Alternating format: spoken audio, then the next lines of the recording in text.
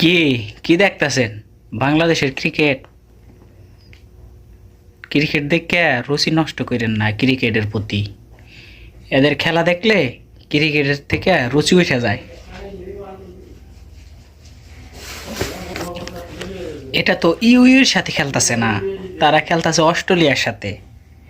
এরা মাঠে নামার আগেই চিন্তা করে আজকে আমি খেলে দিছি, কালকে তুই খেলবি, বা আগামী 3-4 ম্যাচ আমি চান্স পাবো, সমস্যা নাই। নির্বাচকদের চোখে আমি পড়ে গেছি, ঠিক আছে নি? তো এটা নিয়ত করে ওরা ওরা চায় সম্মানজনক হার। কারণ কবজিতে তো জোর নাই, ব্রেন তো খালি। স্কোরটা একটু দেখেন, আজকে একজন ভালো খেলছে, কালকে সে আর ভালো খেলবো না, কারণ ওই যে রুমে বসে আগে ওদের সাথে কন্টাক্ট হয়ে গেছে, কালকে আমি ভালো খেলছি, আজকে তুই ভালো খেলবি। দেখেন স্কোরটা, আপনারাই বলেন, এটা দেখলে কি ক্রিকেটের প্রতি রুচি থাকে?